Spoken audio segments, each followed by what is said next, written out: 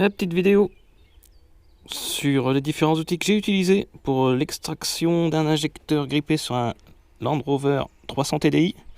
Bon, il n'y a pas de placement de produit, c'est juste seulement pour expliquer avec quel outil j'ai réussi à l'extraire.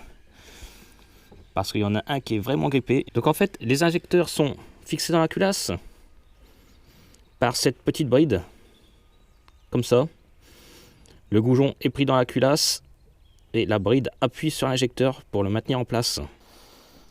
Donc la première solution que j'ai essayée, c'est celle qui coûte le moins cher. En fait, c'est de démonter cette bride.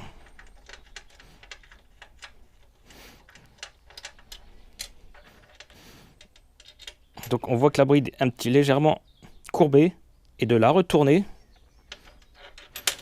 de remettre l'écrou dans le sens inverse sur le goujon.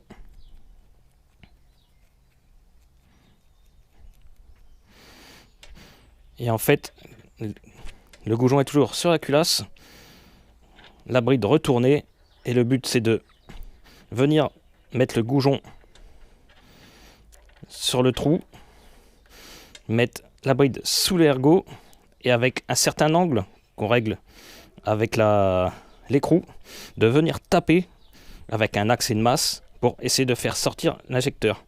Et normalement, si votre injecteur n'est pas trop grippé, il sort. Donc j'ai essayé cette méthode, moteur chaud et moteur froid. Bien sûr, j'avais mis 2 dégrippants autour de l'injecteur avant pour essayer, et je n'ai jamais réussi à le retirer. Donc voilà un petit peu pour revenir sur l'image du début aussi, pour expliquer le maintien de l'injecteur sur la culasse. Donc comme j'ai dit, il est maintenu par des petits ergots. Donc enlever l'écrou, retourner la bride, remettre l'écrou à l'envers et essayer de taper avec un marteau et une masse. Après, j'ai essayé de me fabriquer un petit extracteur maison avec différentes combinaisons. Mais je n'ai jamais réussi. J'ai fait moteur chaud et moteur froid aussi. Impossible de le retirer. Pourtant, j'ai forcé. Ça, c'est une tige de 14 mm qui a plié. Donc, ce petit extracteur n'était pas une bonne solution non plus pour cet injecteur qui est super grippé. Bon, donc je me suis acheté un petit extracteur à inertie. Donc de ce côté là c'est du M12, bon j'en ai pas besoin. Par contre moi ce qui m'intéresse c'est ce côté là, car c'est du M14 par 150. Oui, le pas de l'injecteur c'est du 150 en M14. Donc je vais essayer ce nouvel achat, voir si ça fonctionne. Bon voilà, il est en place, il n'y a plus qu'à essayer.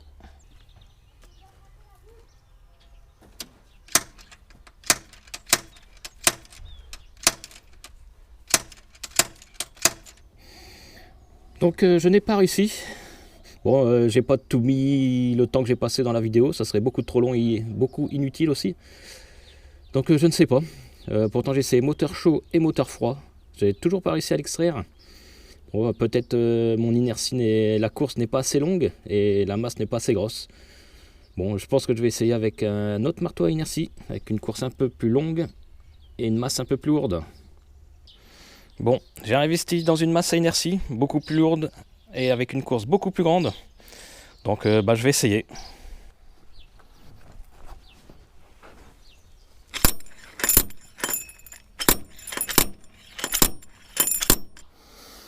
Bon pareil, j'ai essayé moteur chaud, moteur froid, dégrippant. J'ai bien forcé, mais impossible de retirer cet injecteur. Il va falloir que je trouve une autre solution. Bon, j'ai pas eu le choix. J'ai investi dans un extracteur pneumatique. Donc c'est un extracteur à inertie mais pneumatique, avec un marteau buriner pneumatique que l'on vient mettre dessus. Et avec les vibrations, normalement ça doit décoller. J'ai pris soin d'acheter aussi l'embout qui va bien. Donc pour moi de ce côté là c'est du M14 par 150 pour mon injecteur. Et là c'est du pas de 5/8.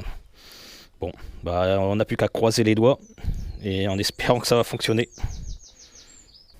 Bon, je vais installer l'adaptateur.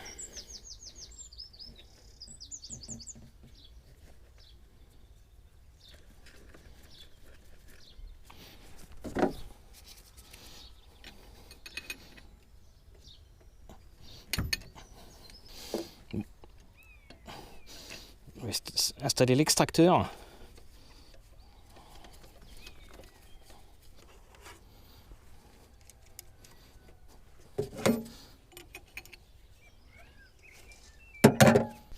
Donc j'installe l'embout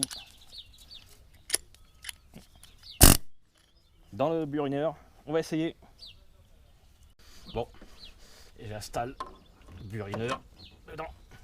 Bon, croisons les doigts, c'est parti.